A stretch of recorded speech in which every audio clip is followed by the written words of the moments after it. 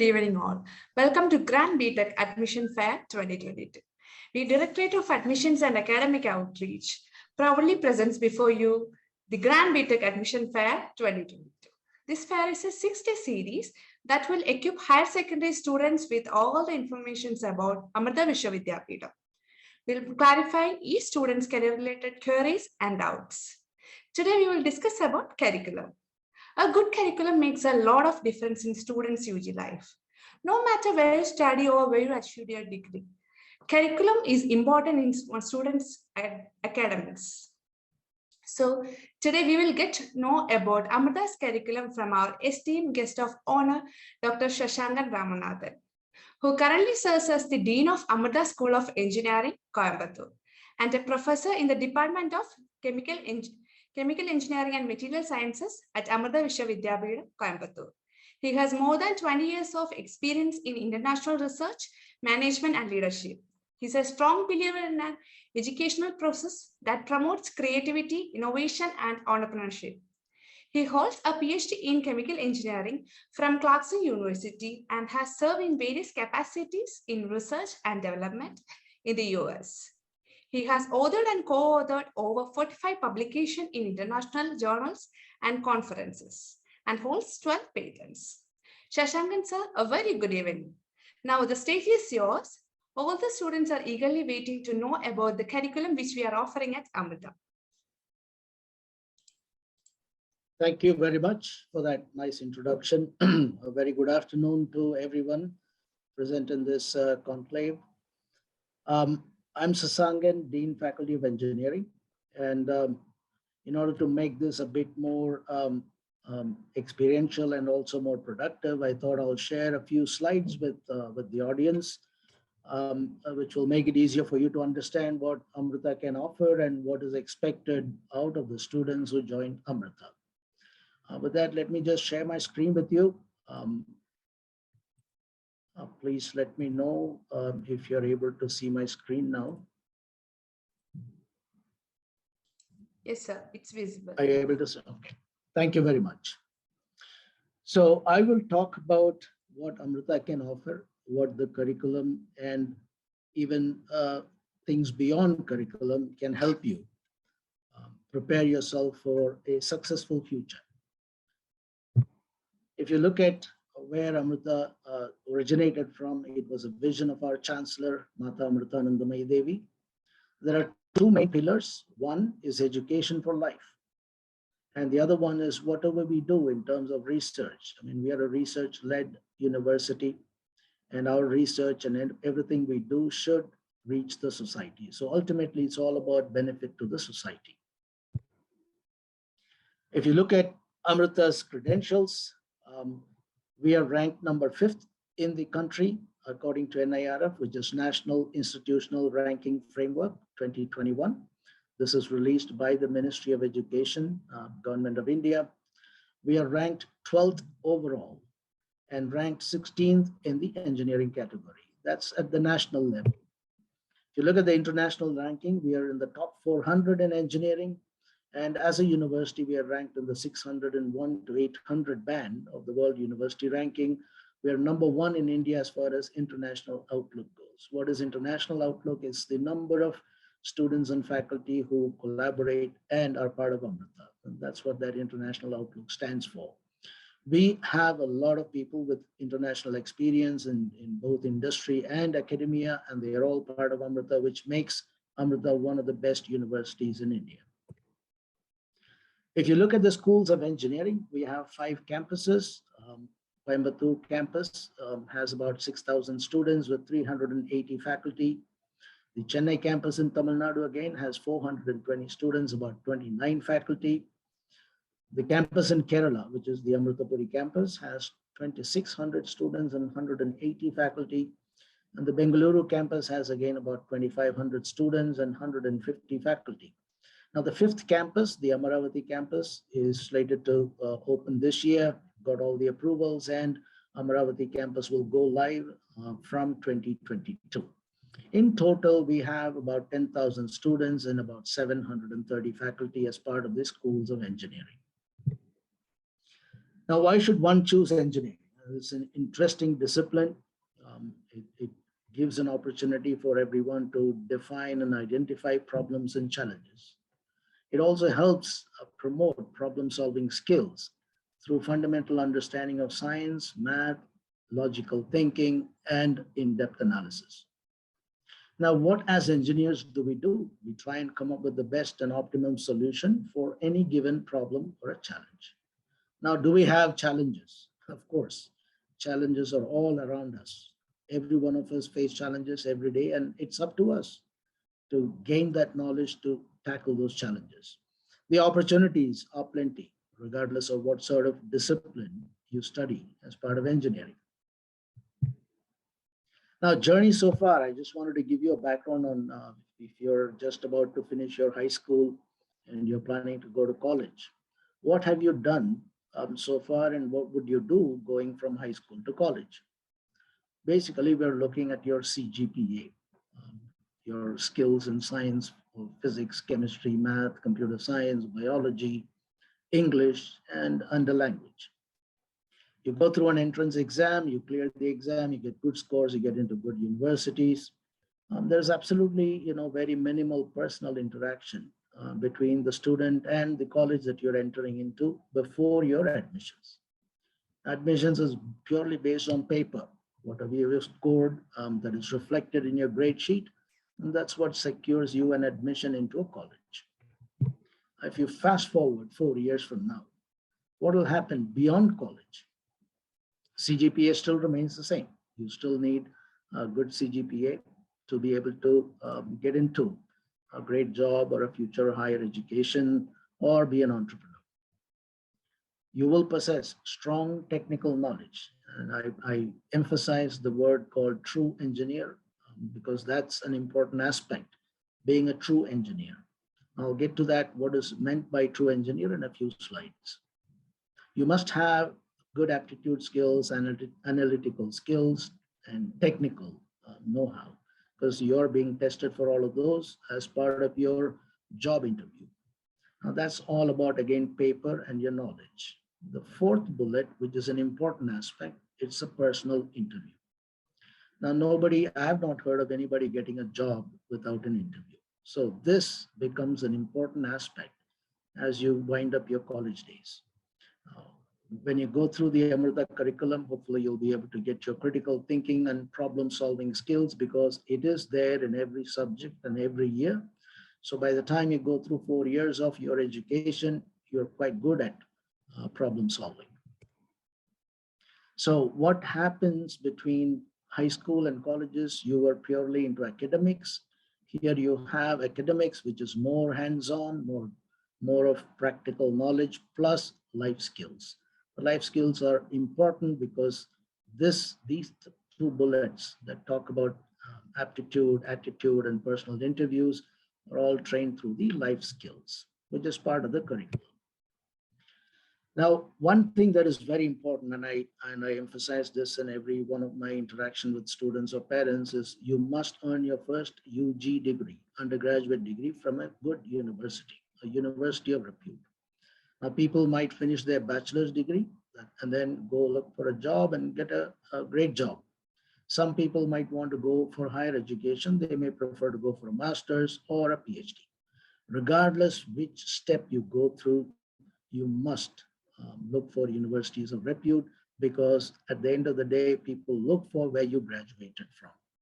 So whether it's a step this way towards higher education or moving towards a job and a great career, university of repute is important. Now, all of you are here looking for an engineering degree. If you have decided to go for engineering, it's great. Now, what after engineering degree? Some of you might have already decided that you want to go for a job first and then maybe look for opportunities later. Some of you may already have, or you might after the first or second year decide to go for higher education. Some of you who have the skills of being an entrepreneur, want to start your own company. You may be self-employed and become an entrepreneur. Now, Amrita, in its curriculum plus the infrastructure and the resources, provides opportunities for all of these avenues. We have Center for Entrepreneurship and the Amrita Technology Business Incubator that caters to this entrepreneurship skills. We have the Corporate and Industry Relations Office, which helps with all of the jobs and placement. And we have Center for International Programs, plus every department caters to higher education exams like the GATE and GRE, which helps students to secure higher education admissions into good universities. At the end of the day, all of you want a successful career. I think that is everyone's goal and wish. Correct. Now, what is successful career? What are the attributes that you need to have to be successful? You know, when you come fresh into college, these are your major skills that you need to acquire. Some of these can be through academics, some of these are through non-academics, and some of them are blended. If I were to list them, and this is not my list, it is from human resource or people who want to hire students or universities that are looking for students for higher education, they are all looking for these common traits: sound technical knowledge, excellent communication skills, ability to understand, analyze, and solve problems, innovative thinking, ability to learn new things, great interpersonal skills, team player, the attitude of an individual, passion, performance, ability to face challenges, integrity and discipline, time management. It is numbered 1 through 12, but all 12 are equally important if you want to be successful and you want to be an asset to any place. Now, what happens within Amrita when you join? So these are the things you need after 4 years. Now you're sitting here, just about finishing your 12th standard and ready to get into college. Now, what happens within Amrita? If I were to categorize them into 4 major buckets, the first one is the academics. Now, the numbers you see here are these attributes that you acquire through rigorous sort of skill training when you go through these 4. Academics, life skills.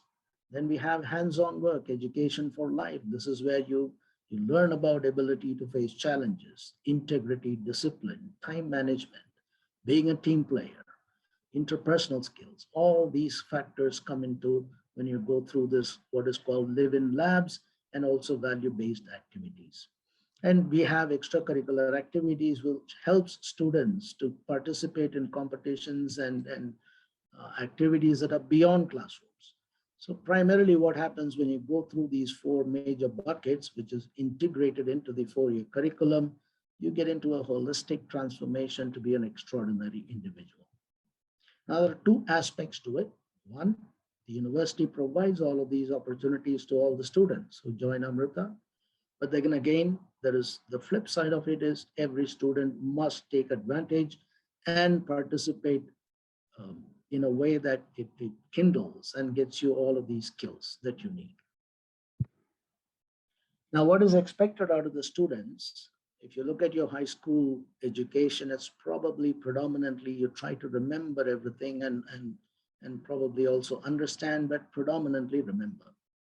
When you get into engineering, it's not about remembering, it's more of understanding, applying, and analyzing. So you must have good fundamental knowledge. You should be able to apply that knowledge and solve problems. When you want to solve problems, you should be able to analyze, evaluate, which then results in creating something that becomes useful, or it is a solution to a challenge. I look at a pyramid. This is a very simple pyramid. A lot of us can remember. That's why the base is quite broad. Many people can occupy this space. Then as you move up this pyramid, you see that the number of people who can occupy the space gets lesser and lesser. Now, when you join Amrita, what Amrita can offer is move people from here towards create. Now, people who can apply, analyze, evaluate, and create are what I call true engineers. This is what I mentioned in my second slide. You have to be a true engineer to have a successful career. Now, if you don't, you become an individual with just an engineering degree. Yes, you have a B.Tech or a B.E. degree, but you may not be able to solve problems. Now, Amrita's curriculum, Amrita's environment, Amrita's faculty all of them try and get you into this bracket called true engineers. Now, how do you become a true engineer and what does it take to be a true engineer? First, it's the quality of faculty. Now, every one of you who come from various places in India, not all the schools in a district are supposedly great. There are always the top 5 schools that everybody wants to go. I'm sure all of you probably also come from one of those top 5 schools. How do you define the top 5 schools? It's because of the quality of teachers in that school. That's why this is the most important aspect of any university. It is the faculty. They are the pillar and core, and Amrita, I'm very proud to say that has a fantastic group of quality faculty. The next part is having an environment of encouragement and friendly environment is needed for anybody to move up this ladder. If you're only asked to remember and asked to do what somebody else says, you don't really come up with your own ideas and create things. So a friendly, encouraging environment is important, and that Amrita offers. The curriculum itself is more learner-centric. It is not about teachers trying to teach you what you should do. It is you as students wanting to learn things, and that's how the curriculum is set up. Now, students here are encouraged to learn more than study. There's a big difference between studying and learning. Now, how does Amrita's curriculum and pedagogy work that way? All of our subjects, whether it's theory or practical, even theory subjects have project-based learning. You are required to do something on your own based on the theoretical aspects you've learned. Some of the things I have to mention here are computational thinking and computers, data science, data analytics, programming. These have become common. It is present everywhere. There is no discipline in engineering that doesn't have computer. So all our curriculum involves programming, regardless of which discipline you join, and they're all hands-on. We encourage participative learning. What is participative learning? It is not about a monologue. It is not about just a teacher telling what should be done. It is more of a discussion, and the students are encouraged to ask questions and discuss, clarify, so that they're able to create new things. Experiential learning. It's a very important aspect of being an engineer. I will just give you a simple example. If I told you that I have a headache, now the person that hears me will just think, okay, oh, I'm so sorry, it's too bad. But the individual will never feel the pain. The headache is not, the person that listens to me won't be able to gauge how much pain I'm going through. But I, as an individual, when I go through a headache or a broken bone, I understand the pain factor. Live-in labs is one such subject or an elective offered in our curriculum. What do the students do? They spend about 3 to 4 weeks in a village. All of us know that there are plenty of challenges in villages, and based on the experience that the students gain by visiting the villages, they are encouraged to define some strategic and very important problems to solve. Now, the problems to be solved doesn't have to be just a specific discipline. A mechanical engineer, civil engineer, and a computer science person might all join together to solve the problem. So it helps define a problem, identify a solution, and work together to go implement that solution in a village. So this is part of the curriculum, and we expand, and this has been a very successful project, and live-in labs that even international students join Amrita for such experience. So if I look at what we have gained from the time we introduced this live-in labs, which is an experiential learning part since 2015, we have 50% of international students participating with Amrita students. So you get a very good lively exposure of working with both national and international students. Besides having all of the theoretical subjects and labs, we also encourage industry internship and also international internships. And these are offered through offices set up at Amrita. Again, everything is geared towards a variety of experience for the students so they become a true engineer. Again, if I go back to how What are the attributes you need? Again, these 12 points, and how do we split them? If you look at the major blocks of academics, life skills, the live-in labs, and value-based projects, the first year, you're actually trying to unwind because majority of you may have just tried to remember things and write your exams to get the best score. Because of course, all of us need a good CGPA to get into a good university. So our primary goal has been to try and remember more, less of understanding. So the first year at Amrita, you will try to unwind and get into this habit of new way of learning. So it's not studying, it's learning. So you will see some repetitive courses, but these are not the same topics that you learned in +2. It'll be different, a higher level curriculum and syllabus, but it trains you to think differently and not just memorize, but more of learning. Year 2, you're talking about more of mathematics because mathematics is a core of engineering. And you also have engineering subjects plus electives that will help you learn new things. So in second and third year, what you're trying to do is gain your technical fundamentals and also life skills. Life skills, I told you, is an important aspect of being able to get placed or go for higher education.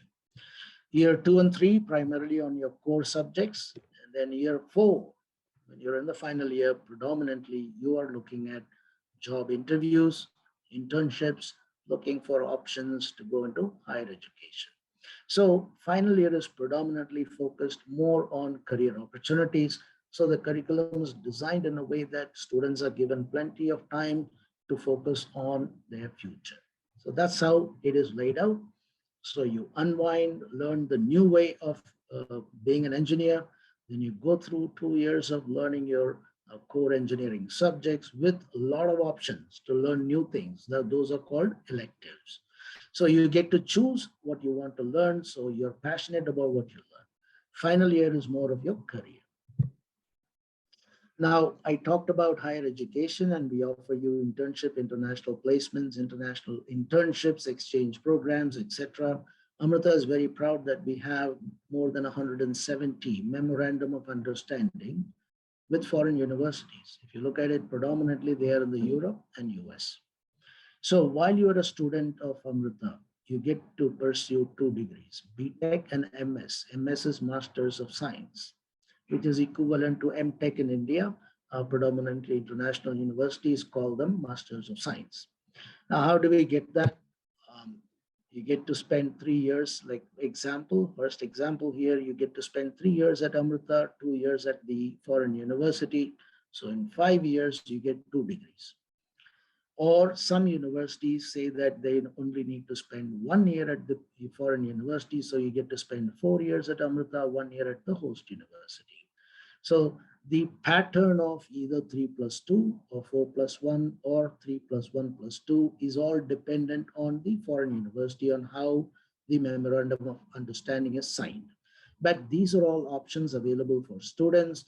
Now, these dots represent each year. So year 1, you're trying to learn the new way. Year 2, you get into core subjects.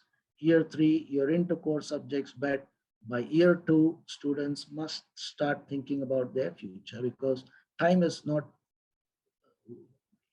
I would say, a lot between year 2 and year 4, because sometimes you have to make these decisions by the end of 3rd year. So start planning your future by year 2. And that's what I would recommend when you join. Everything in the classroom is fine. I mean, you learn, you get to use get your hands dirty in the lab, learn new things, but there's life beyond classroom. And our Chancellor Rama has always been quite staunch about making sure that every one of you turns out to be an extraordinary individual. Now, Amma is accessible to everyone, students, myself, faculty, staff, everyone. So accessibility to the Chancellor is an important aspect, so you hear directly from her. We have yoga, values education, Amrita value programs, all are part of the curriculum, which makes it a holistic education, which is the education for life. You don't just simply earn a degree to just make money. The degree should lend itself for you to earn money, but at the same time, you as an individual must be a completely different individual by the time you graduate from Amrita. Now, when students go through the 4 years at Amrita, between year 2 and 3, a lot of students engage in so many different activities, whether it's student clubs or other extracurricular activities. Students are prolific.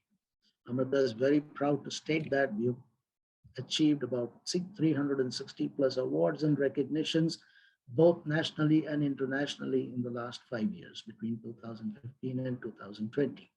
And these are the one that I see here is a Singapore hackathon. Students came number 1 in entire Asia. Here again, you see that there was another hackathon, again chaired by Prime Minister Modi. We came out number 3 in this event. So a lot of technology challenges that are thrown out there. Our students participate and come out with flying colors. Besides just challenges and technologies outside, our students are also encouraged to come up with ways and means to conserve energy. That's our one major goal, which is a green campus and being eco-friendly, and also look at sustainability. We cannot just go on wasting and plundering Mother Nature's resources. Here you see that our students have come up with an auto rickshaw which is solar powered. This was built and it's being used in our campuses now. Again, these are just second year and third year students, and they did this as part of their project. So they took out all the things that are not necessary and powered the auto rickshaw with solar. So it's green, no pollution, no emission. Here you see internationally, our students participated in a hybrid vehicle. So not completely gasoline driven, but it's hybrid, and they came up as number 3 in the entire world. So lots of opportunities given to students. If you're good, you're passionate about doing what you want to do, Amrita is a great place to study. Now, when you join Amrita, you will experience a transformation and you will become world-class engineers. And all of our campuses are serene and beautiful, regardless of which campus you go to. And regardless of which campus you go to, the curriculum, the academic rigor, and all of the opportunities that I mentioned are available to all the students. Now, we believe in research-led academics and academic excellence through experiential and immersive learning, a holistic education. You as an individual must transform, and the transformation is from being an ordinary to an extraordinary individual. Thank you very much for being patient and listening to me. Om Namah Shivaya. Thank you, sir, for spending your valuable time with us, for sharing this valuable insight to our participants. Sir. So students, now let's hear from Mr. Sudhir, who is the Head Career Counselor at Directorate of Admissions and Academic Outreach, Amrita Vidyapeetham. He will share you all information regarding automation and robotic engineering and aerospace engineering. So students, before getting into the session, if you have any queries related to the topic, you can just type it in our chat box. We will discuss it at the end of this session. So I welcome Sudhir to deliver this session. Over to you, sir. So thank you, sir, for that wonderful insights regarding the curriculum, because today each and every student who is aspiring to become an engineer, you should all look at what you will be learning in the coming 4 years, because you need to understand what kind of life I will have. UG life, you can't deny the experience you get, the exposure you get can change your whole life.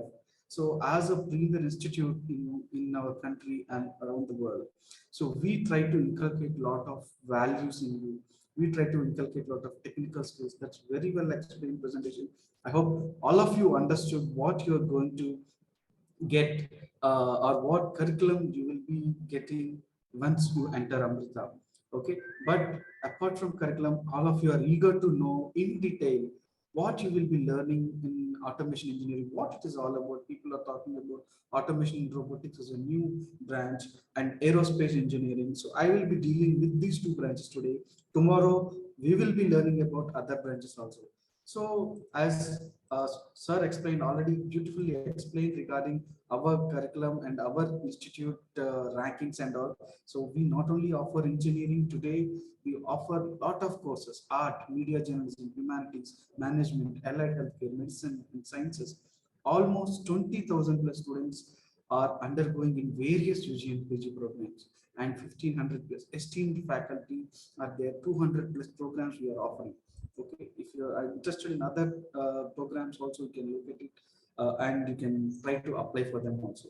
So before I go into this, I just want to tell you what is this automation and robotics branch. It's a new branch coming up today, and what is the importance of it, how the opportunities are there in this branch. I will be giving you a brief. See, I'll give you a brief explanation. Like, if you see a robot, we think about what we see in movies, or we think about from our visual experience, like either movies or some videos we saw. I'll give you a brief about that. Like, a robot can bring or make our life stress free also, and it can automate lot of works or lot of problems we are facing today. And as a robotic automation and robotics engineer, it's your responsibility to maintain, repair, develop, or come up with new models also. So that is what you need to do.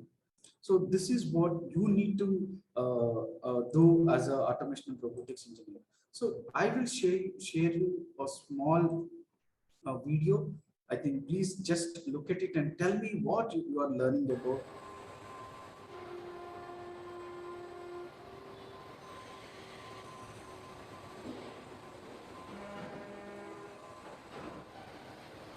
So you see here, I think here, this is a normal BMW assembly unit.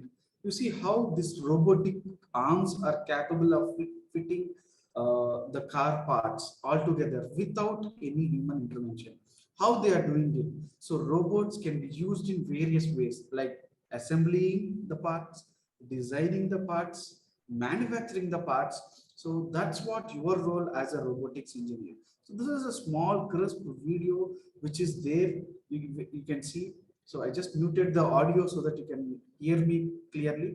So please look at this, how it's manufacturing, how it's taking the parts. These are all robotic arms which are used in big corporates. We see today, because of the pandemic, lot of us saw people were unable to go to industries, people were unable to go to factories. Your teachers, your parents have adapted to technology. So you as a person, how you need to understand what will be the impact of technology is important, because industries faced a huge loss during the past 2 years.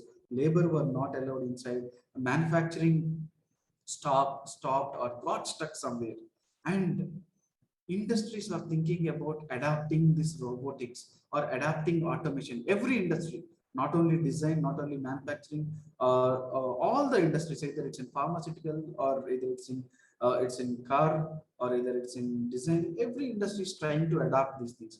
So you see how beautifully these robotic arms are taking each and every part and how they are fixing it to this car. So this is what is currently required. I will show you a cool gadgets that are there, or cool top 10 robotic animals. Just go through them. Technologies never stay still, especially from the side of robotics, and so are we. So today we will see a dozen of cool cyber animals. And not only, one robot from our list even knows how to cook food.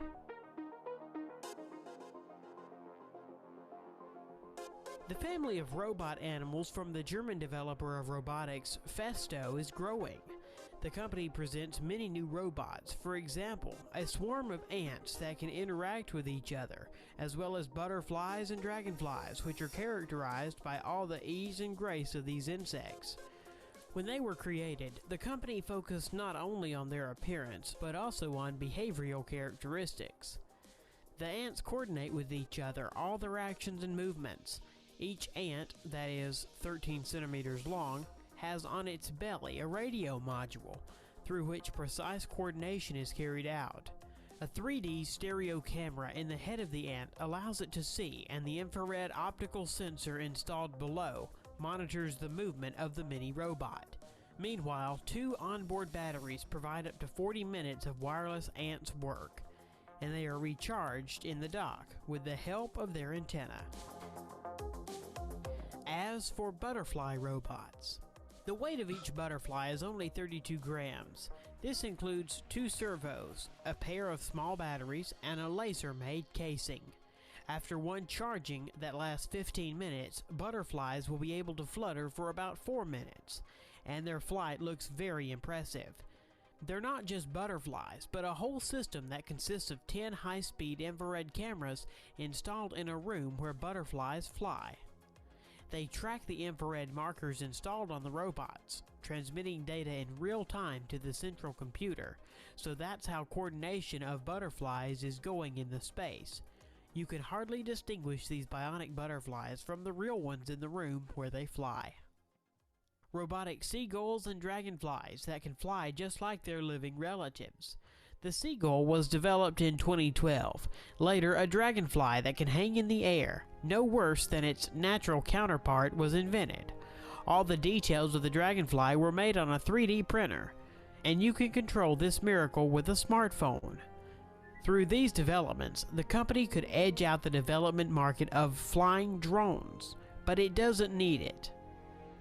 The technology of flying and hovering in the air is worked on these 2 prototypes.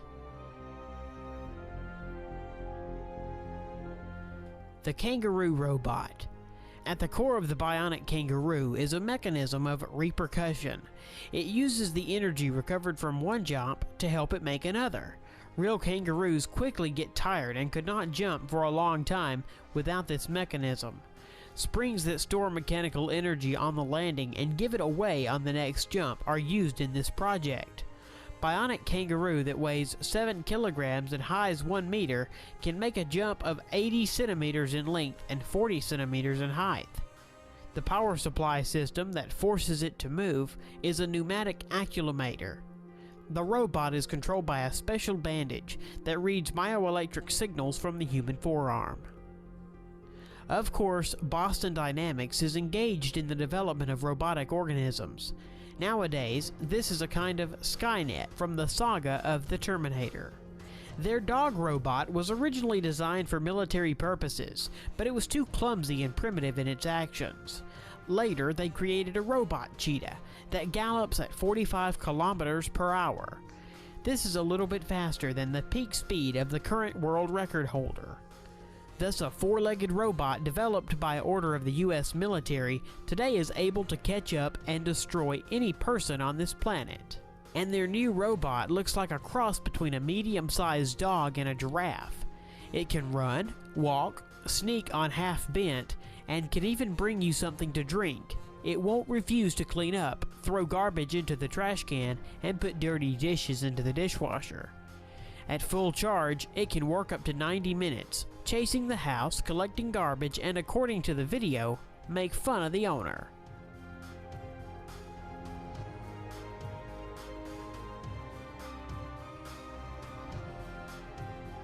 The robot is wired with sensors that allow it to navigate in space and successfully carry out the tasks assigned to it, and it can easily climb stairs. Robot Shark. I hope you understood the point. So why? Because as an automation and robotics engineer, it's not only pertaining to one field. So you can work in a lot of industries.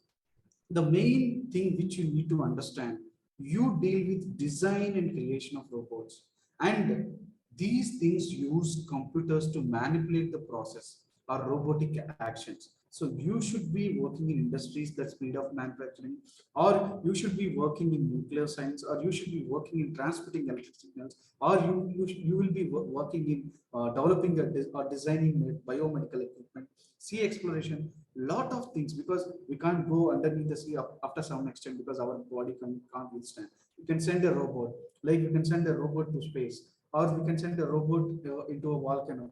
So there are a lot of applications of robots today. So you will be using, or you will be dealing with subjects like you will be having computer science subjects, you will be having mechanical engineering, you will be having electrical engineering subjects, and you will be having biological mechanics also, and you will be having software engineering. And that's not all. You will be learning subjects from all these things, and you will learn how to use control systems and information technologies that reduce human labor, because today we need automation in a lot of things. Because you see, we already see this automation in lot of ways. We saw some robots that clean the house, some robots that cook. So it's coming. I'll show you some funny examples of the robots also. So what will be your main responsibility as an automation and robotic engineer? Okay, so you will be developing the hardware, or you will be developing the software. However, you will regularly make use of all these engineering fields. That means you should have ample knowledge in these fields. Okay, so and apart from learning theoretical things, as an automation and robotics engineer, you should be having optimistic skills, because not every day you can come up with a good idea and build a robot. So there will be trial and error method. So you will be keep on learning. That's why, as our sir told, our dean of engineering, Sasangan sir told, you should be having clubs which gives you a platform to develop your skills, to build something. So this will help you a lot. Okay, these are your main responsibilities and all. So what will be your main role is, first one, as I told you about, is design. Okay, so these things, as an automation robotics engineer, you will design plans like which guides manufacturing robots and machines. You will design vital mechanisms that run smoothly, or like for example, in designing a new product using a robot, because if you see, some products require more precision which can't be done with our hand. So it requires a particular genuine shape, or it requires a particular structure which can't be done by human hand, where robots can be done it way more easily. Okay, so designing robots are one thing, because the precision levels in these industries are very high, because you can't see a good precision in designing a car, because our humans might have emotions, might be distracted by their day-to-day life and all, but robots will work the same if it's well maintained and all. So second one is building something. Okay, the common responsibility of a robot will be is assembling. Okay, so you may have to do this where there is no separate assembly unit available, where you watch your designs and construct these things and coming into life. That is the second part while building. And third one is testing. Okay, after assembling, you need to move it, give it to a proper testing. You know, all the cars which we use today, once tested only, they will be allowing onto the road. Likewise, everything which is manufactured by a robot, they will also be tested using a robot, and they will test it on a, and they feel safe. Until unless it's not safe, they won't allow it to go into the market. So testing is also can be done by robots and all. Okay, so what skills you have, what skills you need to have as an automation and robotics engineer? You should develop an interest in designing, engineering, and math. Math is very much important skill which you need to learn today, and it's a skill needed, very much needed in becoming an automation and robotics engineer. Okay, and I will give you some of the skills also. Programming mindset. Today there are 1500 programming languages exist in the world. However, you need to learn all the 1500. At least you should have that mindset. You should be comfortable learning any new language when you require it. Today a lot of you people are interested in computer science or other groups and all. Anyway, I will be discussing about all the branches going forward in this session. I see in the chat box also a lot of you are asking about when will be the phase 1 results, when will be the phase 2. I will address those questions also. Don't worry. So if there is an error in your AOAP portal, I'm watching those questions also. Don't worry, I will address all the questions one decision. But please listen to this attentively, because today all of you are in a mindset like only computer science is the branch. This is the branch that is having more opportunities and all. But you should understand artificial intelligence and cybersecurity is one thing, computer science is one thing, but mechanical engineering, civil engineering, you should know each and every branch what it offers you. So that's why we are conducting this program. I don't know how many of you have attended the counseling program today, which we have conducted from Monday onwards, from Monday to Saturday. Our counselors will be available from morning 10 to afternoon, I mean evening 4 p.m. They will be available live in this platform. You can talk with them, you can interact with them, clear your doubts, have a one-to-one chat or counseling with them and all. So let's get back to this. So the other skill set that is required for artificial engineering is programming mindset, because programming language is the first thing you should learn as a person who is entering this branch. Today you have completed just 12. If you have time, start going to this programming classes and all. Okay, the more you learn, the more easier it will become, and have a continuous learning mindset. See, these are the programming language that are available. So first thing is get some programming language, learn it through and through. So suppose take C++ or Python, any one language, learn it completely. Then start learning, because all these things might be having the fundamentals or basics or similar. There might be a language or syntax different. I don't know how many of you understand if I call it syntax and all. So, but you should be keep on learning, because we don't know what environment a robot requires and all. So that you need to understand. And main thing I am telling you, lifelong learning is required. There are so many fields within automation and robotics engineering. People will be saying, I am an automation and robotics engineer. Why should I work in a mechanical company? So I should be working in a computer science company or a tech or IT industry. No, it should be open, and you should be open to learning lifelong. If you learn lifelong, then only you'll be able to adapt to the current requirements and needs. Because I'll give you an example. Why before, I think we saw Nokia as a phone which was used worldwide among all the users way more. But now why Nokia couldn't penetrate the smartphone market is because they couldn't adapt to the change, or they couldn't forecast what's going to happen. Other companies learned this might be the new technology. They adapted it quickly.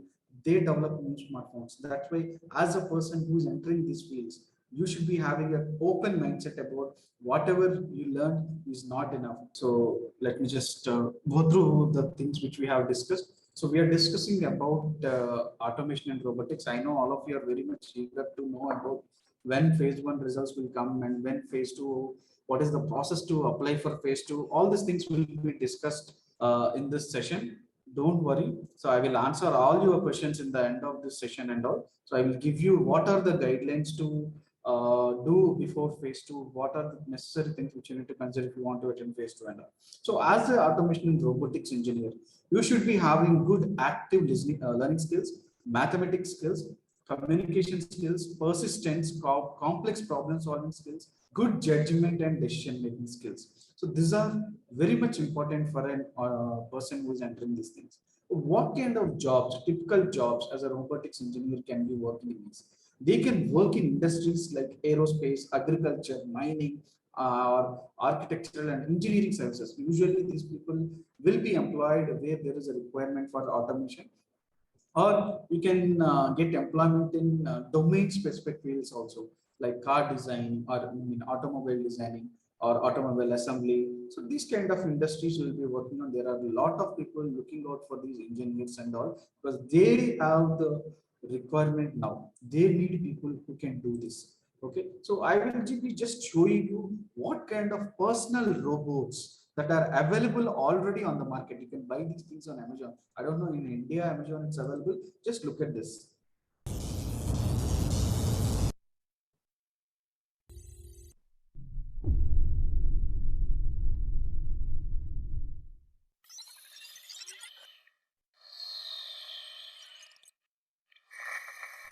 Hey, Emo.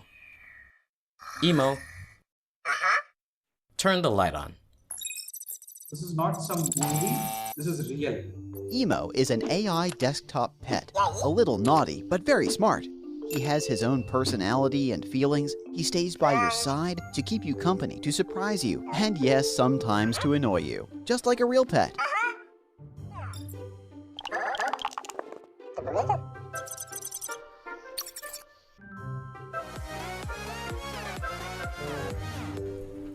What's the weather?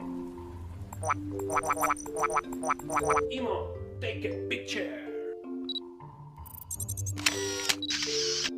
Emo uses 2 highly advanced deep neural network CPUs and more than 10 sensors. It's a complex system that contains millions of lines of code to transform AI into a lifelike personality complete with emotions. His friendly face has a camera and is also the window to the world. Emo can intuitively recognize you during interaction. Emo has a 4-microphone array to listen to your greetings, questions, and all the sounds around it. And he can recognize where the sound comes from. Take a photo.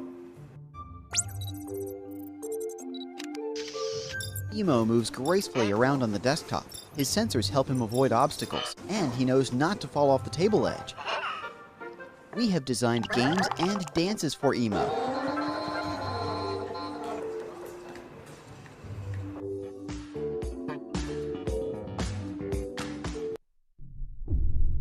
So that is just one robot. There are a lot of humanoid robots which are Meet my new available. friend, Alpha.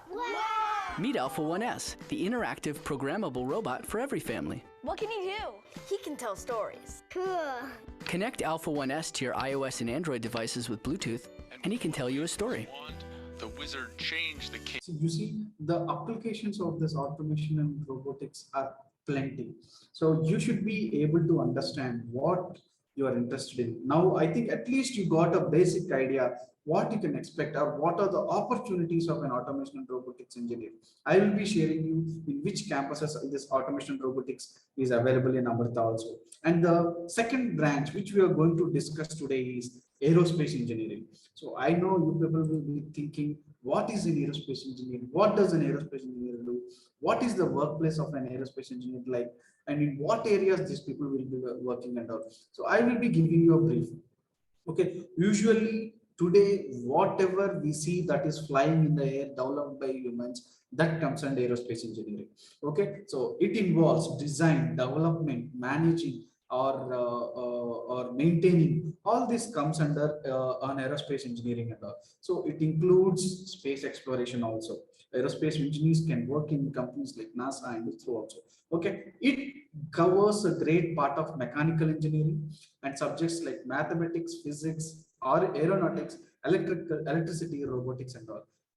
And as I can say, it's a bit tougher course compared to others. People will be thinking why aerospace and all, but the opportunities are plenty. Today, I don't know how many of you know, all our airways are privatized. I know Air India now, I think purchased by Tata. So there will be huge advancement happening in this civil aviation.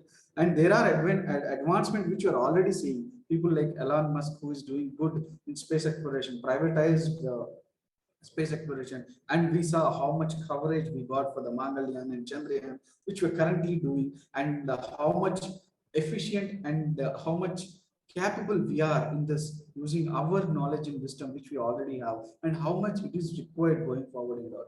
What kind of major courses you study as an aeronautical engineer, and what kind of curriculum you will be having this. You will be learning about aerodynamics, how a plane design should be having, like aircraft designing, and what kind of mechanism, how the flips should move. I don't know how many travel through air. Once before you take off, every pilot will check how the flips are moving, are they proper or not. The spaceflight mechanics are important, and the thermodynamics and propulsions. So how the engines need to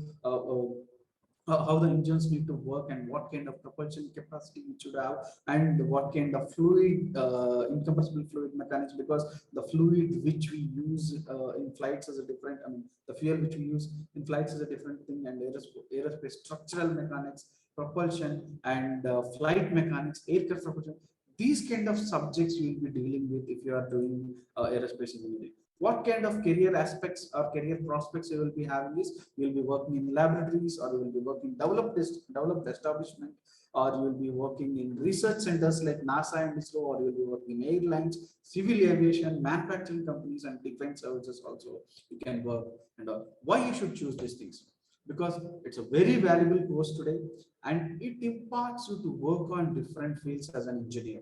So today, people should understand, as an engineer, getting an engineering degree, should you have the knowledge of other engineering departments also? Yes, and you will be learning it also, because today we are going towards a multidisciplinary approach. Because I'll give a small example, like anyway, we'll be discussing about civil engineering. So if you take a civil engineer, he should, if he wants to develop a smartphone, he should understand how the sensors work and where he should place it, and what kind of technology should be using it. So you should have an idea about technology, right? It's not about constructing a building. As a civil engineer, you should have the knowledge of technology also. So as a person who is entering into UG, the data literacy and digital literacy, or the skills which we are talking about, is very much important. Popular companies that hire this aerospace or aeronautical engineers, civil aviation, as I told you, aeronautical development agencies or national aerospace laboratories or ISRO. So a lot of companies are there, private companies are there. People think it's only a small sector of companies are there, but huge companies are there today who are hiring aerospace engineers and all. And what are the duties and responsibilities of an aerospace engineer? First thing is, you should determine the projects are technically and financially feasible, because to develop an aircraft or a spacecraft, huge money is required. So first and foremost thing, when you are getting into a project or designing a project in aerospace, you should understand, is it budget and financially feasible? Technically also, you can't take money because you know the cost of each airplane which we are flying, right? So they are huge. So even the spacecraft or a rocket which we're developing, they are huge. And you need to have a proper timeline, you need to understand the client's requirement and first do theoretical research. Is it happening, or is it possible or not? Then evaluate the designs, which design meets the current requirements and which design accommodates the principles or accommodates all the fundamentals which you have learned and all. Main thing is coordinating with all the people, implementing, designing, implementing, or getting to understand the materials, getting to understand the test procedures and all, and measuring and improving the performance today. So that is also important, and assembling all these things together. You can't just print an airplane and all, you can't just mold an airplane. You will prepare or you will manufacture these things part by part, you will assemble it, then you need to see, can you modify it somewhere, can you test it, can you evaluate it, that's working with fine or not. So all these things, there are a lot of responsibilities of aerospace engineer. It involves and all. You need to analyze after it starts working also, and you need to complete all these things in the dates and deadlines. Okay, so there are lot of things which you need to understand as an aerospace engineer. You will have a lot of scope. You can work in anywhere, because every aerospace engineer won't go directly into manufacturing things and all. You might be working in testing, you might be working in evaluating it, you might be working in increasing efficiency, you might be working in researching, or you might be working in evaluating the budget and all. You might be working in considering or accepting the proposals and all. These kind of things which you need to understand. So I think at least you got a brief about what is automation and robotics engineering and what is aerospace engineering, where this is offered in Amrita. Today, automation and robotics is offered in Chennai, Amritapuri and Coimbatore. Okay, so these are the campuses it is offered in. So aerospace engineering is only offered in Coimbatore. So you can see automation and robotics is offered in 3 campuses: Chennai, Amritapuri, Coimbatore, and aerospace engineering is offered in Coimbatore only. So what is the fee structure, sir? If you can ask me, if I want to join automation and robotics, it's one of the best branch which is currently booming up these days. And if you ask me if I want to join automation and robotics in Amritapuri, the minimum fee, because I have mentioned 4 fee structures here. What are these four fees? Also, some of you might be confused. So we have scholarship fee, we have non-scholarship fee. People usually come and ask us, what can I join through management quota and all? There is no management quota and all. It's only non-scholarship fee category. Okay, so in non-scholarship fee category, you can join if you're not getting anything. And there is a separate department for that, separate number for that available in the website, which you can call. If you don't know also, we will be mailing you. And first thing is, the first fee structure is 1 lakh. If you are in top 10%, we are conducting our own engineering entrance exam, AEEE. If you write that, so you will be joining in first slab or second slab, third slab or fourth slab. So based on merit, you can pay the fees accordingly for automation and robotics and all. So if you really want to study aerospace engineering in Coimbatore, and I think, I don't know how many of you saw the campus live tour which we have did in Coimbatore. We have a MiG and we have a chopper also, live chopper, where you can understand the mechanisms and all. I think you can go and see. It's available. Our Coimbatore campus virtual tour is available in our website. You can go and see and understand what all aerospace lab facilities we have and all. In aerospace, the minimum fee is 1,25,000 and the highest fees is 4 lakh. 4 lakh. So it varies based on the rank which you have achieved in AEEE or JEE or SAT or PE. So let's see if anybody of you live and wanting to know more about phase 1, phase 2, please keep posting your questions so that I keep on answering. The chat box is in front of me. Please keep posting what questions you have today regarding phase 1 or phase 2. Okay, one Aditya Vardhan messaged, the scholarship permitted during admission will throughout the 4 years. It's a good question. See, once you enter Amrita, the scholarship will be valid for the first year alone.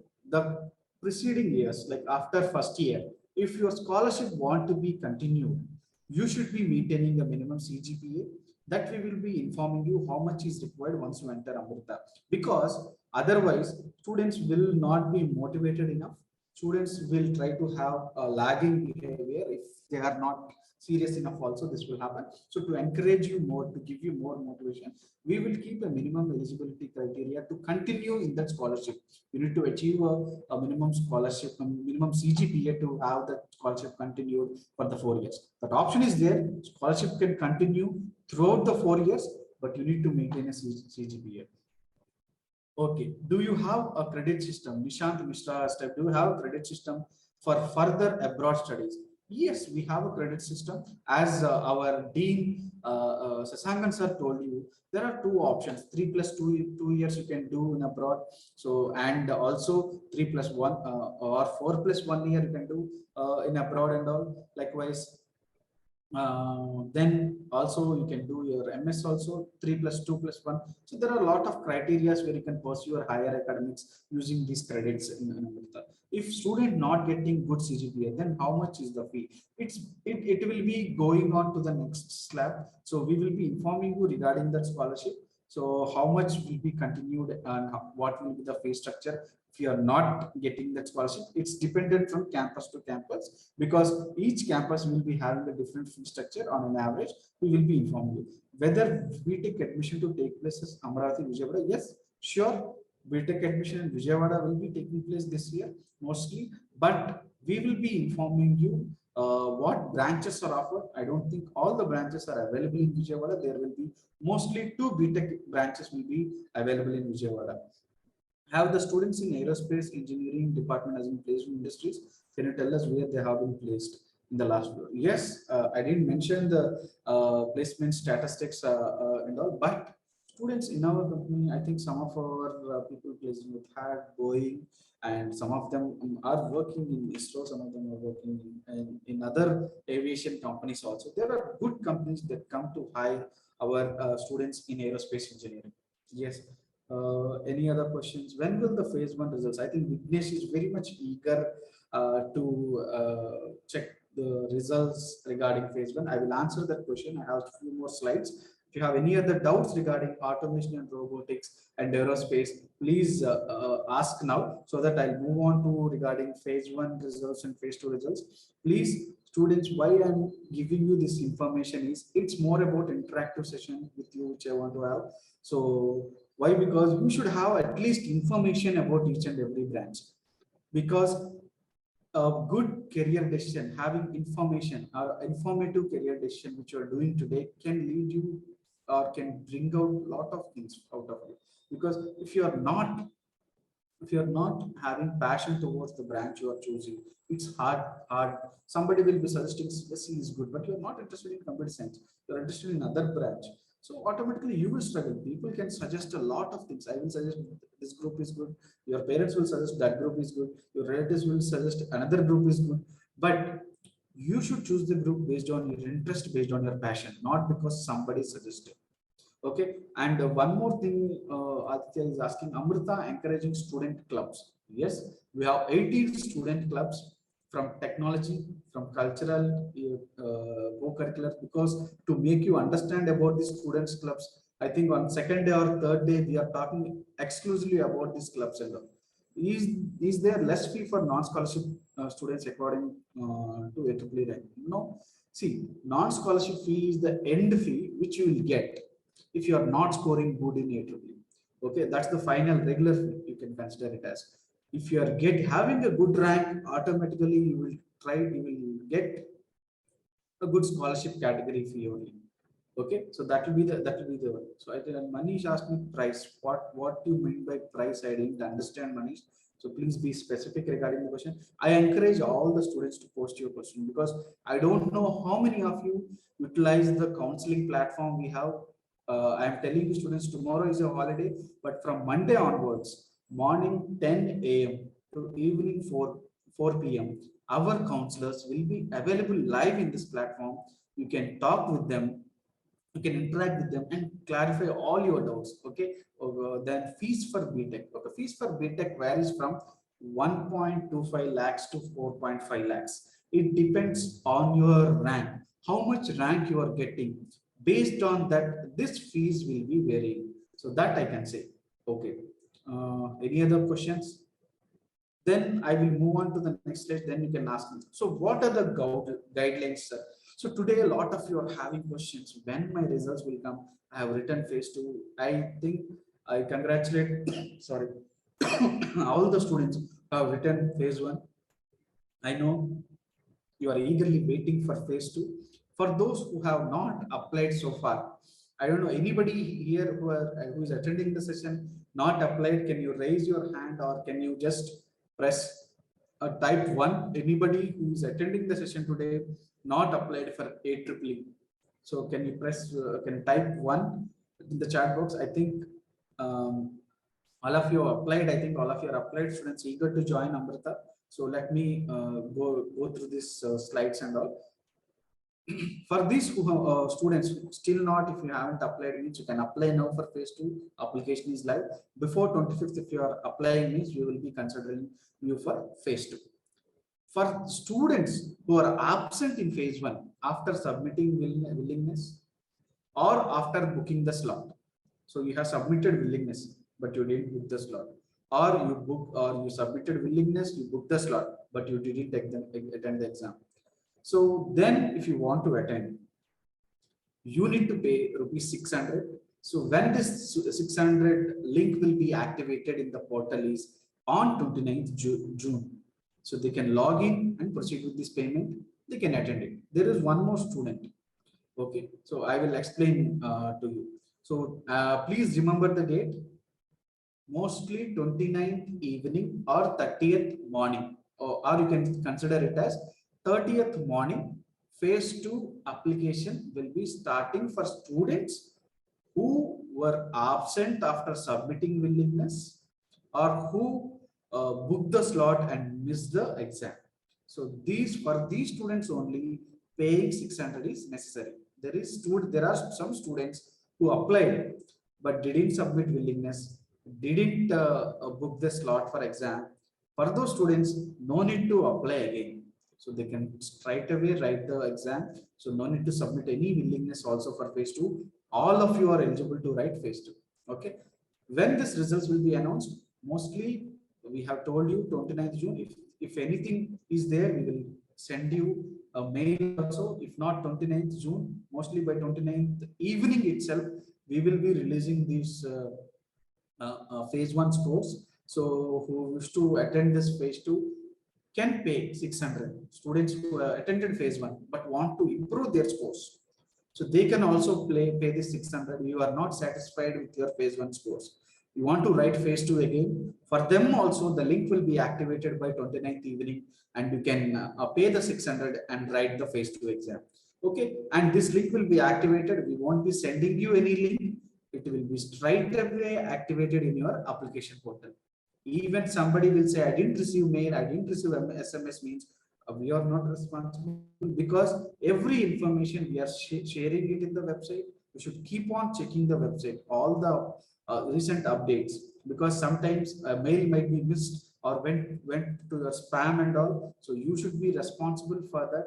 We are not. We are sending each and every student today all the mails. You might be given a wrong email ID also. That's why on 29th evening, 6 p.m., please check your application portal. The link to pay 600 for students who have missed the exam, for students who wrote the exam, will be available to pay this. Okay, so they can log in and proceed with the payment and attend phase 2. And when we will be announcing the result, the same day evening, if any student who is waiting for this phase 1 results, by 29th evening, You can straight away log into the portal. The results will be there available to you on the portal itself.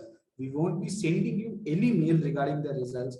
We will just tell you results are announced and you can go and check these results in the application portal. So that's what I can say. And there will be one confusion. I wrote phase 1, I wrote phase 2. Which marks will be considered? And in phase 1, you got a percentile. In phase 2, you got a percentile. How I'll get my rank and all, which percentile will be considered and all. Main thing is your best percentile will be considered to give the ranking. You can write both phases. There won't be any rank published for phase 1. Please make sure, understand that we will be publishing only your percentile score. Based on that, you can decide you want to write the exam or you want to skip the exam. Likewise, even if you write the exam in phase 2 also, but you didn't score well than phase 1, we will consider only phase 1. So that you need to understand. I hope you can understand.